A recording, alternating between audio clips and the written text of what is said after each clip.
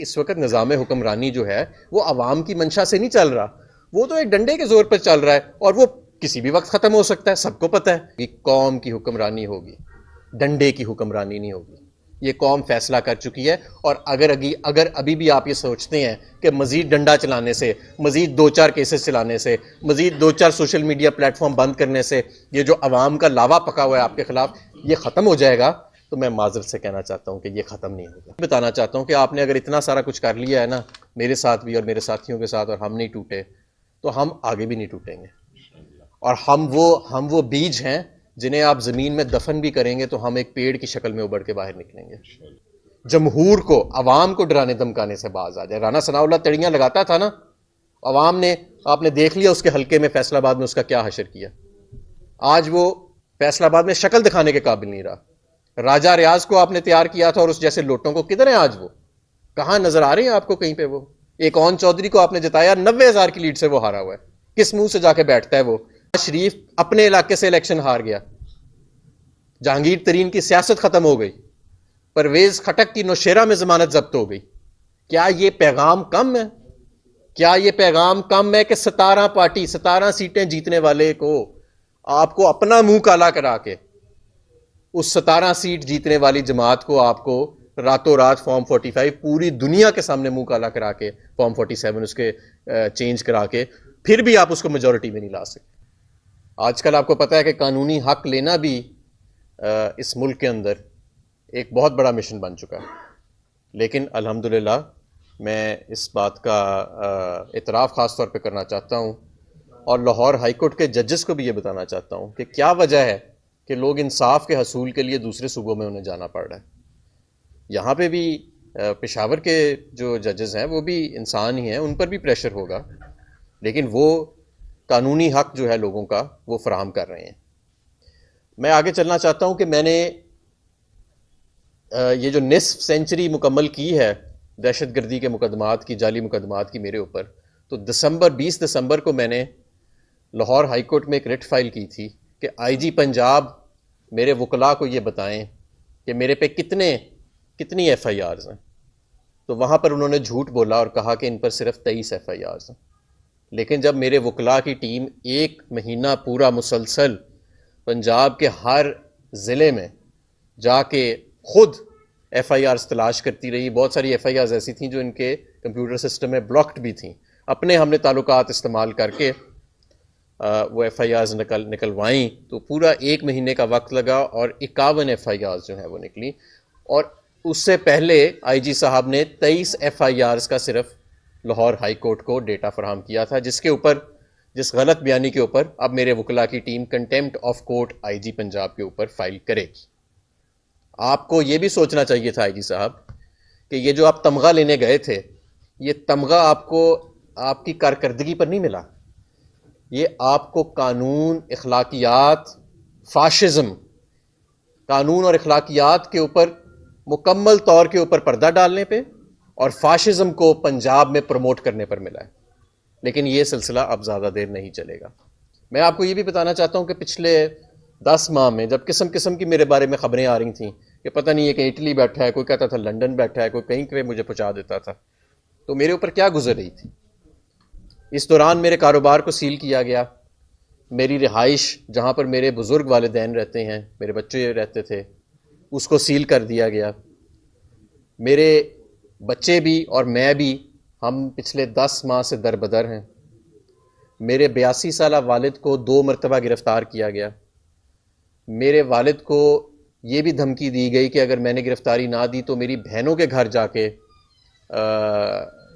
वहाँ पे तोड़ फोड़ की जाएगी। और उसके अगले दिन मेरी 3 बहनों के घर रेड्स हुए और वहाँ पर शदीद एक तूफ़ान बदतमीज़ी बर्पा किया गया। मेरी बहनें वहाँ पर मौजूद नहीं थीं, लेकिन उनके घर वालों के साथ बहुत ज़्यादा बदतमीज़ी की गई। और मेरा कसूर क्या था कि जिसकी वजह से ये निस्फ सेंचुरी, और ये मेरा सिर्फ कसूर ये था कि मैंने उन चोरों डाकुओं की टोली को, जिसको कभी IPP का नाम दिया जाता था, कभी PTI IP का नाम दिया जाता था, कभी नून लीग को लाडला लीग की शक्ल में दोबारा जन्म देने की कोशिश की जाती थी, कभी पीपल्स पार्टी जो एक ज़माने में एंटी इस्टेब्लिशमेंट जमात कहलाती थी और आज वो भी इसी इस्टेब्लिशमेंट के बलबोते के सहारे पर खड़ी है, कि मैंने इन सब को इसमें शमूलियत इख्तियार नहीं की और मैंने अपने दौर में उस तरह लूट मार नहीं की, उस तरह मैंने करप्शन नहीं की जिस तरह इनके वुज़रा जिनको आज इस कौम पर मुसल्लत किया गया है उन्होंने की। मेरा कसूर सिर्फ ये था, और मेरा कसूर सबसे बड़ा ये था कि मैंने अपने कायद इमरान खान को इस मुश्किल वक्त में छोड़ने से इनकार किया और ना मैं छोड़ूंगा। मैंने अपनी जमात में अपनी कारकुनों के साथ खड़ा रहा और इसके नतीजे में जिस तरह चीफ जस्टिस फायज ईसा साहब कहते हैं ना, take the heat, if you can't take the heat get out of the kitchen. तो हमने चीफ जस्टिस साहब हमने तो हीट ले ली है, लेकिन हमें हमारा कानूनी हक नहीं मिला। अफसोस से मैं कहना चाहता हूं, पिछले 10 माह में सिर्फ मुझ पर ही नहीं, हजारों बेगुनाह लोगों पर जो जबर हुआ, जो जुल्म हुआ, उसका कौन जवाब दे?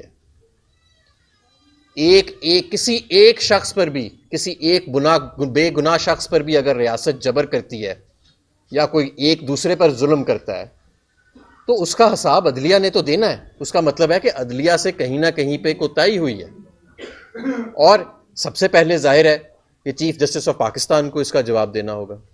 इसलिए मैं चीफ जस्टिस ऑफ पाकिस्तान से और ख़ास तौर पर लाहौर हाई कोर्ट के जजेस से ये इल्तिजा करता हूँ कि किसी प्रेशर में आके, किसी खौफ में आके अपने ऊपर से प्रेशर उठाकर बेगुनाहों लोगों पर ना डालें।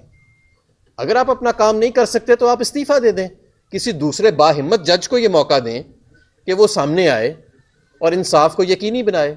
ये तो नहीं हो सकता कि आप इंसाफ की कुर्सी पर बैठे रहें और लोगों पर जाली पर्चे भी हो रहे हैं, लोगों के घर बार भी तोड़े जा रहे हैं, लोगों को हरासा भी किया जा रहा है, लोगों को अगवा भी किया जा रहा है, लोगों पर तशद्दुद भी किया जा रहा है, जमहूरियत का जनाजा निकाला जा रहा है, इंसानी और शख्सी हकूक़ का जनाजा निकाला जा रहा है। 2/3 अक्सरियत से अवाम मैंडेट देती है, उसको पूरी दुनिया के सामने, पूरे मुल्क का मजाक बना के चुराया जा रहा है, और आप दूसरों को कहें कि if you can't take the heat then get out of the kitchen.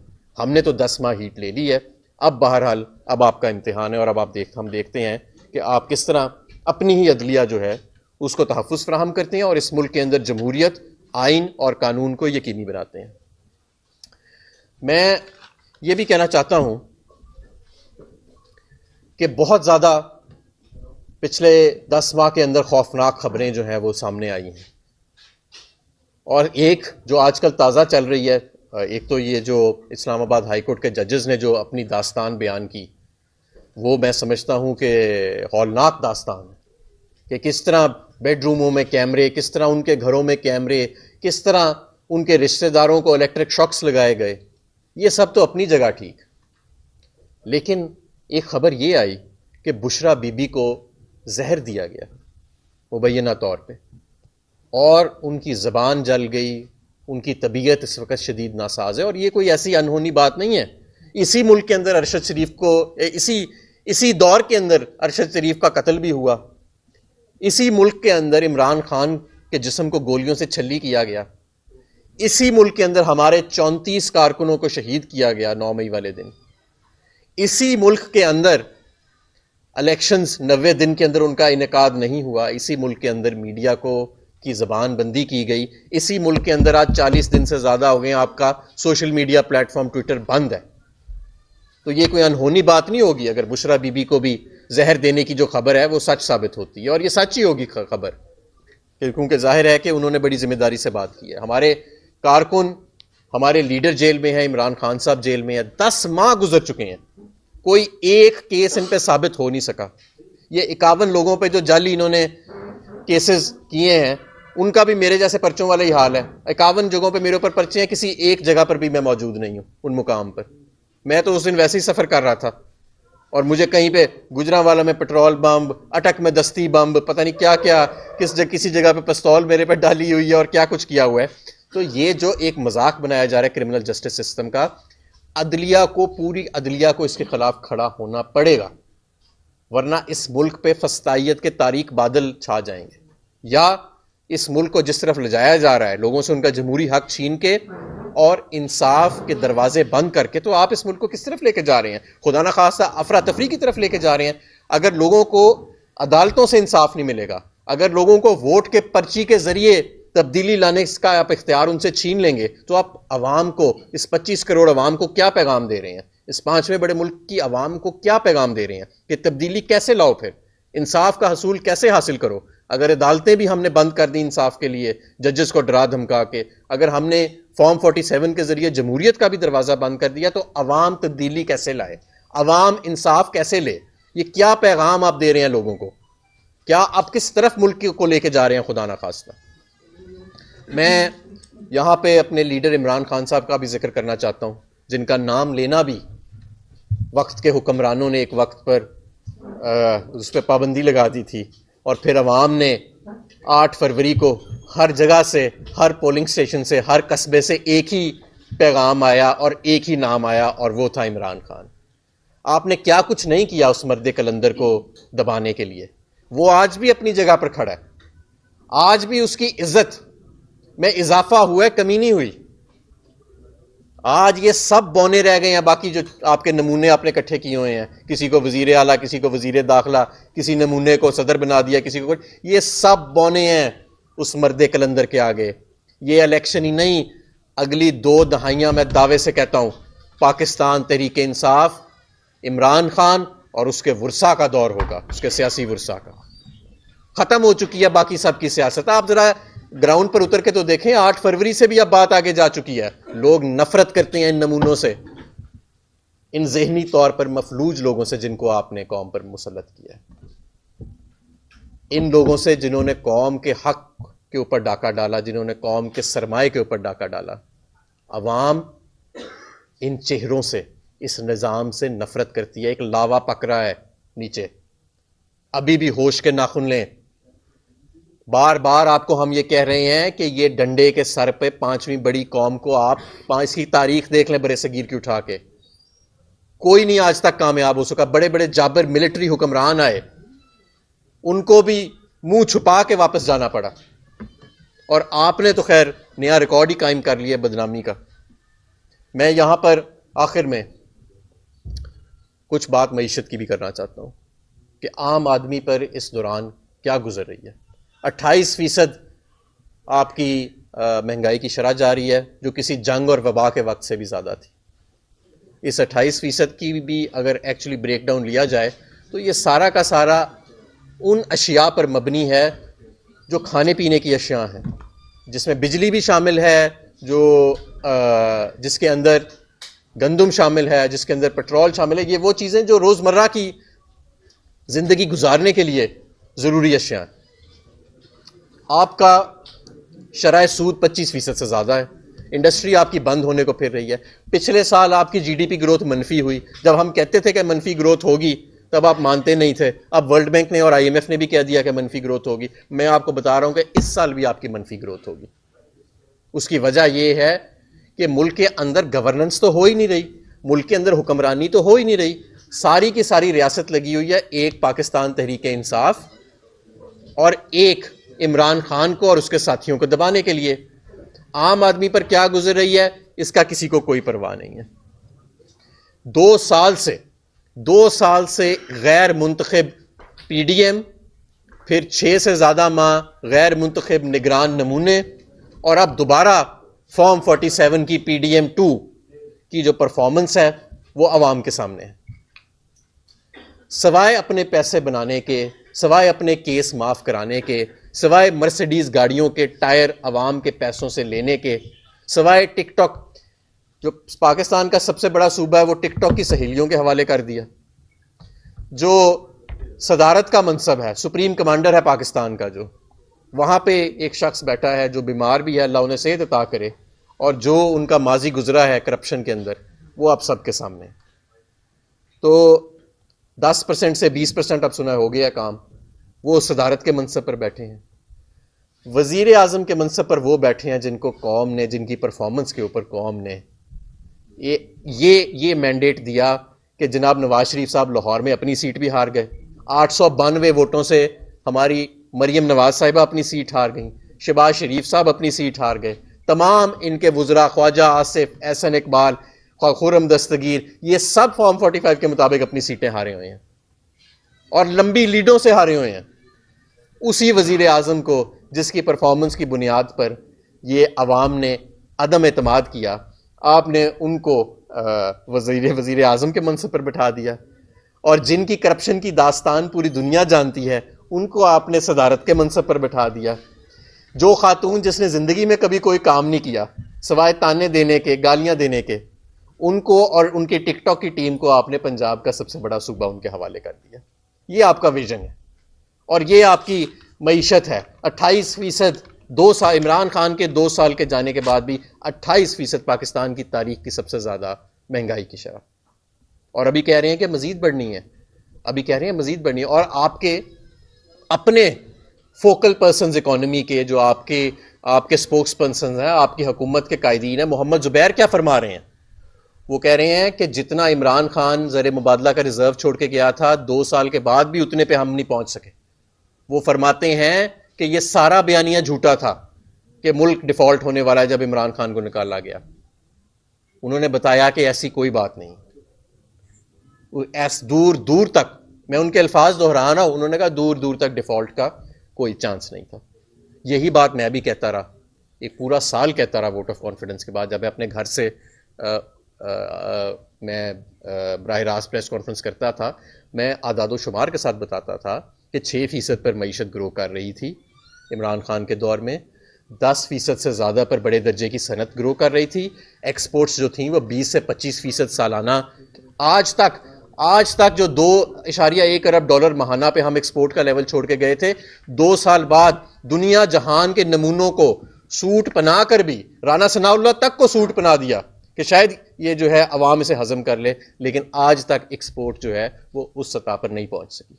उसकी वजह है कि इस वक्त निज़ाम हुक्मरानी जो है वो अवाम की मंशा से नहीं चल रहा, वो तो एक डंडे के जोर पर चल रहा है, और वो किसी भी वक्त ख़त्म हो सकता है, सबको पता है। जितना लावा पक रहा है इस वक्त आपकी ब्यूरोक्रेसी, आपके अदलिया, आपकी आम आवाम जो है वो तो भरी बैठी है, वो भरी बैठी है इस वक्त कि ये जो जुल्म की दास्तां और जिस तरह से उनके हकूक़ को जिस तरह से कैप्चर किया गया है, जिस तरह से उनके हकूक़ के ऊपर डाका डाला गया है, चाहे वो जमहूरी हकूक़ हों, माशी हकूक़ हों, कानूनी हकूक़ हों, आइनी हकूक़ हों, इंसानी हकूक़ हों, ये जो डाका डाला गया है इसका तो किसी मार्शल लॉ के अदवार के अंदर भी पाकिस्तान के अंदर कोई पहले मिसाल नहीं मिलती। लिहाजा मुझ पर जो 51 केसेस थे, 51 जाली केसेस, जो आईजी साहब ने कोर्ट में कहा कि सिर्फ 23 थे लेकिन निकले 51, तो उनके इस गलत बयानी के ऊपर भी हम कंटेम्प्ट ऑफ कोर्ट मूव करेंगे। मैं इन 51 केसेस, जाली केसेस की क्वाशमेंट के लिए भी मूव करूंगा लाहौर हाई कोर्ट के अंदर भी, और तमाम जितने भी फोरम्स हैं उनके अंदर भी। और मैं ये भी बताना चाहता हूँ कि आपने अगर इतना सारा कुछ कर लिया है ना, मेरे साथ भी और मेरे साथियों के साथ, और हम नहीं टूटे, तो हम आगे भी नहीं टूटेंगे। और हम वो बीज हैं जिन्हें आप ज़मीन में दफन भी करेंगे तो हम एक पेड़ की शक्ल में उबड़ के बाहर निकलेंगे।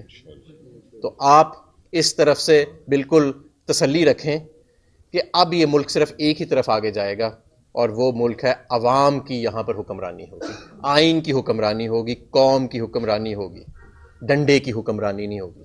ये कौम फैसला कर चुकी है। और अगर अभी भी आप ये सोचते हैं कि मज़ीद डंडा चलाने से, मज़ीद 2-4 केसेस चलाने से, मज़ीद 2-4 सोशल मीडिया प्लेटफॉर्म बंद करने से ये जो अवाम का लावा पका हुआ है आपके ख़िलाफ़ ये ख़त्म हो जाएगा, तो मैं माज़रत से कहना चाहता हूँ कि ये ख़त्म नहीं होगा।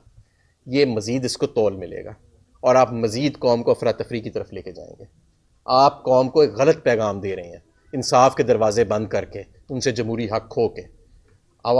जिन कौमों के अंदर अवाम को इंसाफ अदालतों से नहीं मिलता, या जिन कौमों के अंदर अवाम तब्दीली वोट की पर्ची और जमहूरी हक के ज़रिए नहीं ला सकती, ज़रा तारीख़ पढ़ के गलती से एक दफ़ा देख लीजिए कि उन कौमों के अंदर फिर तब्दीली कैसे आती है, उन कौमों के अंदर फिर अवाम इंसाफ कैसे मांगती है। वो कोई बहुत अच्छे खुदा न खास्ता सीन नहीं होते, वो बहुत खूबसूरत मनाजिर नहीं होते उन कौमों के अंदर जो देखने में आते हैं। अगर कल ये वक्त आता है तो इसकी सारी की सारी जिम्मेदारी आप पर डाली जाएगी कि आपने ये सारे दरवाजे बंद किए और आपने अवाम को दीवार के साथ लगा दिया। इसलिए अभी भी वक्त है। आइन, कानून और जमहूर का एहतराम करें, अदालतों का एहतराम करें, अदालतों के जजेस का एहतराम करें, उनको डराने धमकाने से बाज आ जाएं। जमहूर को, अवाम को डराने धमकाने से बाज आ जाए। राना सनाउल्लाह तड़ियां लगाता था ना, अवाम ने, आपने देख लिया उसके हल्के में फैसलाबाद में उसका क्या हशर किया। आज वो फैसलाबाद में शक्ल दिखाने के काबिल नहीं रहा। राजा रियाज को आपने तैयार किया था और उस जैसे लोटों को किधर है आज? वो कहां नजर आ रहे हैं आपको कहीं पे? वो एक ओन चौधरी को आपने जिताया, 90,000 की लीड से वो हारा हुआ है। किस मुंह से जाके बैठता है वो? शरीफ अपने इलाके से इलेक्शन हार गया, जहांगीर तरीन की सियासत खत्म हो गई, परवेज खटक की नौशेरा में जमानत जब्त हो गई। क्या यह पैगाम कम है? क्या यह पैगाम कम है कि 17 पार्टी 17 सीटें जीतने वाले को आपको अपना मुंह काला करा के, उस 17 सीट जीतने वाली जमात को आपको रातों रात फॉर्म 45 पूरी दुनिया के सामने मुंह काला करा के, फॉर्म 47 उसके चेंज करा के, फिर भी आप उसको मेजोरिटी में नहीं ला सकते। आज भी उसके वो सिर्फ और सिर्फ इस वक्त जो पूरी हुकूमत खड़ी है ना, ये जो लाडला लीग की, ये सिर्फ एक चीज पर खड़ी है, बुग़्ज़ इमरान पर। इसका वाहिद सहारा बुग़्ज़ इमरान है। जिस दिन बुग़्ज़ इमरान निकल जाता है या कोई शख्स कानून, आइन और जमहूर की हिफाजत करने का सोच उसमें आ जाती है, तो ये सारे इन सब छोटे छोटे बौनों की सियासत जो है वो ख़त्म हो जाती है। पाकिस्तान तहरीक इंसाफ, आखिर में मैं ये कहूँगा कि सिर्फ मौजूदा दौर की नहीं, अगली दहाइयों की ये जमात है जो बरसरे इक़्तिदार भी रहेगी और पाकिस्तान की सियासत पर हावी भी रहेगी। उसकी वजह ये नहीं है कि हमने कोई डील कर ली है, उसकी वजह यह है कि हमने कोई डील नहीं की, हमने इनकार किया। और हमने अगर किसी से डील की तो वो अवाम से और यूथ से की। हमने कौम के दिल जीते, और ये दिल जिसकी जिन जिन दिलों में इमरान खान के लिए जगह बनी है, ये अब जबर के और प्रोपेगेंडा के ज़ोर के ऊपर ये नहीं तब्दील होंगे। इंशाअल्लाह ताला पाकिस्तान का मुस्तकबिल रोशन है। उससे पहले हो सकता है कि हमें एक सख्त वक्त से गुजरना पड़े, क्योंकि आज़ादी जो है वो आप जानते हैं कि वो ऐसे दी नहीं जाती, उसके लिए तो बड़ी जद्दोजहद करनी पड़ती है। वो जद्दोजहद हम करने के लिए तैयार हैं और हमारे तमाम कारकुन तैयार हैं, सब लोग जो हैं वो। और मैं ये भी उन्हें बताना चाहता हूँ कि अगर आप मुझे मंजर आम से गायब करते हैं किसी भी तरीके से, तो मेरे पीछे हज़ारों लोग और खड़े हैं, उनको भी आप गायब करते हैं, उनके पीछे लाखों लोग और खड़े हैं। ये सफ़र आइंदा चलता रहेगा और ये सफ़र रुकने वाला नहीं है। पाकिस्तान तहरीक इंसाफ वफाक की सबसे बड़ी जमात है। ये वाहिद जमात है जो चारों सूबों और बाकी तमाम इकाइयों को इकट्ठे रखे हुई है। पेशावर चले जाएं, लाहौर चले जाएं, कोयटा चले जाएं, कराची चले जाएं, गवादर से लेके तुर्बत तक, गिलगित बल्तिस्तान से लेके आज़ाद कश्मीर तक, अगर इस वक्त पूरी कौम किसी एक नुक्ते पर इकट्ठी है तो उसका नाम इमरान खान है।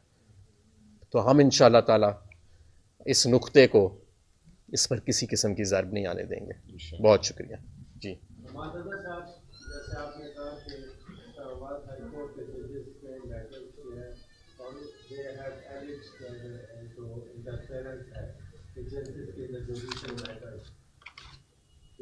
क्या मेरा आपसे क्वेश्चन, क्या आपके दौर हुकूमत में ये ऐसे नहीं होता था